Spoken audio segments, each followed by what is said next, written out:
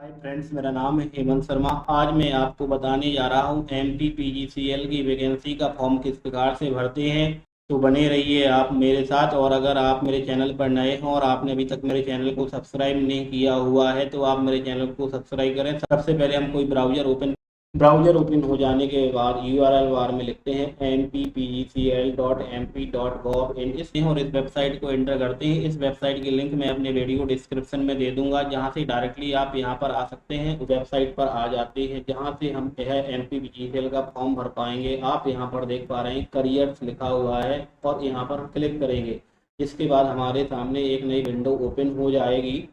Form भरने से पहले हम डिटेल में नोटिफिकेशन पढ़ना चाहते हैं तो डिटेल एडवर्टाइजमेंट रूल बुक पर क्लिक करेंगे। इसके बाद हमारे सामने कुछ इस प्रकार की PDF ओपन हो जाएगी। आप इसको ओपन करके रीड कर लें।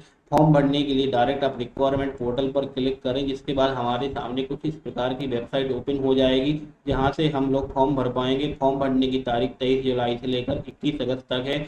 आप यहां पर क्लिक हियर पर क्लिक करेंगे, जिसके बाद हमारे सामने कुछ इस प्रकार का वेब पेज ओपन हो जाएगा। आवेदन प्रपत्र भरने के पूर्व नियम पुस्तिका का ध्यानपूर्वक अध्ययन कर लिया है तो नियम पुस्तिका आप यहाँ से भी डाउनलोड कर सकते हैं। अगर आपने नियम पुस्तिका पढ़ ली तो आप यहाँ पर डायरेक्ट टिक करें। आप किस पोस्ट के लिए अप्लाई करना चाहते हैं आप अपने हिसाब से यहाँ पर चुन सकते हैं। आप सिक्योरिटी गार्ड के लिए अप्लाई करना चाहते हैं तो आप सिक्योरिटी गार्ड पर क्लिक करें। आप यहाँ पर देख पा रहे हैं कि हम यहाँ पर आवेदक का फर्स्ट नेम डालेंगे। अगर आवेदक का कोई मिडिल नेम है जैसे कुमार प्रसाद तो आप यहाँ पर डाल सकते। आवेदक का सरनेम डालेंगे। आप यहाँ पर आवेदक के पिता का नाम डालेंगे। यहाँ पर आवेदक की माता का नाम डालेंगे। यहाँ पर डेट ऑफ बर्थ लिखेंगे। आवेदक मध्य प्रदेश का रहने वाला है तो यस पे क्लिक करेंगे, अन्यथा नो पर क्लिक करेंगे। आवेदक का जेंडर मेल फीमेल जो भी है आप अपने हिसाब से यहाँ पर चुन सकते हैं। और आवेदक की शादी हो चुकी है तो मैरिड पर क्लिक करेंगे, नहीं हुई तो सिंगल पर क्लिक करेंगे। अगर आपका तलाक हो चुका है और आप विडो हैं तो आप यहाँ यस करेंगे, अन्यथा नो करेंगे। आपने यहाँ पर मैरिड का नहीं डाला हुआ इसलिए यहाँ पर ऑप्शन ओपन नहीं होगा। अगर मैरिड पे आप क्लिक करते हैं तो आपका यहाँ पर ऑप्शन एक्टिवेट होगा। आप किस कैटेगरी को रिप्रेजेंट करते हैं। आप जनरल में आते तो UR भरें, SC में आते तो ST भरें, ST भरें, OBC भरें, EWS भरें। अगर आप ST में नहीं आते तो आपको ये ऑप्शन भरने को नहीं आएंगे। अगर आप यहाँ पर ST टिक करते हैं तो आपको यहाँ पर भरने के लिए आएगा कि आप सहारिया में आते या बहारिया में आते, किस में आते, आप अपने हिसाब से यहाँ पर चुनेंगे। इसके बाद आप यहाँ पर लिख सकते हैं कि आप किस जिले के रहने वाले हैं तो आप उस जिले का नाम लिखेंगे। अगर आप ST में नहीं आते हैं तो आपके पास ये ऑप्शन एक्टिवेट नहीं होंगे। उसके बाद हम आगे बढ़े पर क्लिक करेंगे। अगर आप विकलांग हैं तो आप यस पर क्लिक करें। विकलांग किस प्रकार की हैं तो आप यहाँ पर अपनी आवश्यकता के अनुसार भर सकते हैं। इसके बाद आपके पास ये ऑप्शन खुलेगा कि आपको किस प्रकार की प्रॉब्लम है, कुछ रोग, बौनापन, एसिडिटी, किस प्रकार से आप बीमार हैं तो आप यहाँ पर अपने हिसाब से टिक कर सकते हैं। अगर आप विकलांग नहीं है तो आप नो पर टिक करें तो आपको ये ऑप्शन नहीं भरने होंगे। यहाँ पर आपको आपकी शादी से संबंधित डिटेल पूछी जाती है। अगर आपकी शादी हो चुकी है तो आप यहाँ पर अपनी पत्नी का नाम एंटर करें, कितनी तारीख को शादी हुई है यहाँ पर एंटर करें, कितने बच्चे आपके हैं तो आप यहाँ पर एंटर करें, और जो लास्ट बच्चा है उसका जन्म कब हुआ है वो आप यहाँ पर एंटर करें। और अगर 2 बच्चे आपके साथ हुए हैं तो आप यस करें, अन्यथा नो करें। अगर आप एक्स सर्विस मैन है तो आप यस करें, अन्यथा नो करें। अगर आप यस करते हैं तो आपने कितने दिन डिफेंस में नौकरी की हुई है आप यहाँ पर महीने के हिसाब से एंटर करें। अगर आप एक्स सर्विस मैन नहीं है तो आप नो पर क्लिक करें। अगर आप स्टेट गवर्नमेंट की जॉब कर रहे हैं तो आप यस पर टिक करें, अन्यथा नो पर टिक करें।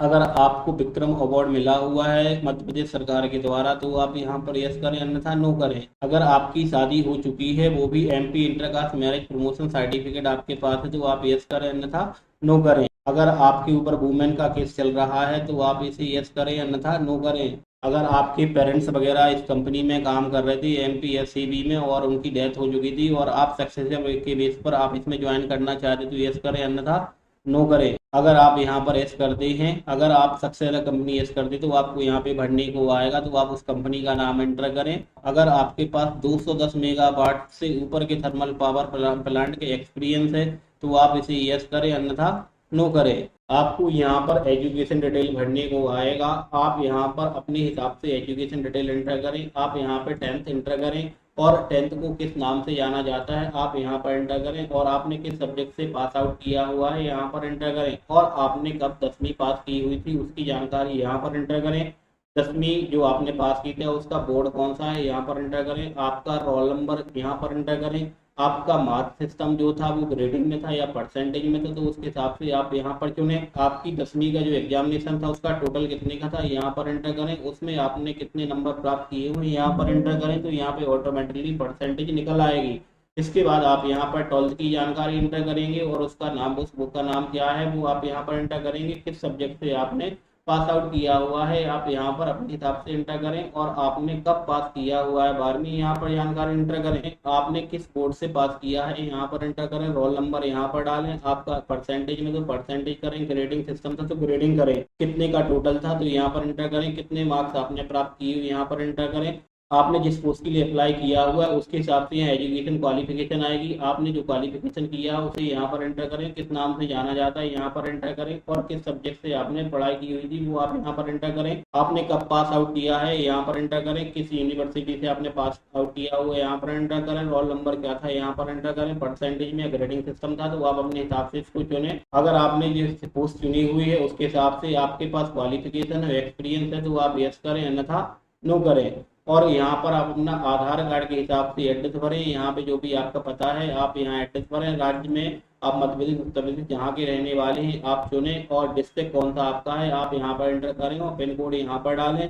परमानेंट एड्रेस डालने के बाद आप यहाँ करस्पॉन्डिंग एड्रेस पर क्लिक करेंगे तो जो आपने यहाँ पर एड्रेस भरा हुआ है वो करस्पॉन्डिंग एड्रेस में आ जाएगा, जो आपका कम्युनिकेशन एड्रेस होगा। इसके साथ साथ आप यहाँ पर मोबाइल नंबर एंटर करेंगे कि मोबाइल पर एक OTP आएगा, आप यहाँ पर सही ईमेल आईडी डालेंगे तो आपकी ईमेल आईडी पर भी OTP आएगा। यहाँ पर आपका जिस बैंक में खाता है उस बैंक का नाम लिखें, उस बैंक का IFSC कोड क्या है यहाँ पर एंटर करें, और खाता धारक का नाम यहाँ पर एंटर करें, अकाउंट नंबर यहाँ पर लिखें और दोबारा से अकाउंट नंबर यहाँ पर लिखें। आप यहाँ से एग्जामिनेशन सेंटर अपने हिसाब से चुनें, जहाँ भी आप एग्जामिनेशन देना चाहते हैं अपनी आवश्यकता के अनुसार चुनें, और यहाँ पर आप ईमेल आईडी, तो मोबाइल आपका वेरीफाई हो जाएगा, कर देने के बाद वैलिड ईमेल OTP पर क्लिक करेंगे तो आपका ईमेल वेरीफाई हो जाएगा। मोबाइल ईमेल OTP वेरीफाई हो जाने के बाद यहाँ पर फोटो एंटर करेंगे और यहाँ पर सिग्नेचर अपलोड करेंगे। फोटो सिग्नेचर अपलोड हो जाने के बाद यहाँ पर टिक करेंगे और यहाँ पर टिक करेंगे। इसके बाद हम यहाँ पर दी गई जानकारी को टिक करेंगे और यहाँ पर कैप्चा एंटर करेंगे और आगे बढ़े पर क्लिक करेंगे। जिसके बाद हमारे सामने कुछ इस प्रकार का वेब पेज ओपन हो जाएगा। यहाँ पर हम अपना निवास एंटर करेंगे। यहाँ पर आप जो भी निवास अपना अपलोड करें उसकी विड्थ 700 पिक्सल से 800 पिक्सल के बीच में होना चाहिए, हाइट 400 पिक्सल से लेकर 900 पिक्सल के बीच में होना चाहिए, और इसकी जो साइज है JPG फॉर्मेट में 150 KB होना चाहिए। और आप यहाँ पर PDF अपलोड करें, अपलोड एजुकेशन क्वालिफिकेशन सर्टिफिकेट पर क्लिक करें तो आपकी यहाँ पर एजुकेशन डिटेल सबमिट हो जाएगी और सबमिट डिटेल पर क्लिक करें। इसके बाद आपके सामने कुछ इस प्रकार का ऑप्शन आ जाएगा, एप्लीकेशन नंबर, आप इसको नोट कर लें। आपका भी इसमें भुगतान नहीं किया गया, आप अपनी जानकारी एक बार दोबारा से चेक कर लें और सारी जानकारी चेक करने के बाद आप प्रिंट कर लें। सेव कर लेने के बाद आपको प्रोसेस टू पेमेंट पर क्लिक करना है, जिसका पेमेंट MP ऑनलाइन के माध्यम से कटेगा। आप जैसे इस पर क्लिक करेंगे तो आप MP ऑनलाइन के माध्यम से पेमेंट काट पाएंगे या बाहर से भी आप पेमेंट काट पाएंगे। आप यहाँ पे अपने हिसाब से पेमेंट का गेटवे चुनें। आप यहाँ पर QR code, UPI, net banking, credit card, debit card किसके माध्यम से पेमेंट करना चाहती है आप अपनी आवश्यकता के अनुसार चुनें और यहाँ पर UPI पे क्लिक करें और मेक पेमेंट पर क्लिक करें। तो आपको जो पेमेंट लगना है वो 1200 रुपये लगना है। आप मेक पेमेंट पर क्लिक करेंगे, आपके सामने कुछ प्रकार का QR कोड आ जाएगा, आप इसे स्कैन करें, पेमेंट करें, आपका पेमेंट हो जाएगा और आप इसके बाद अपना प्रिंट आउट निकाल सकते हैं। वीडियो देखने के लिए आपका बहुत बहुत धन्यवाद।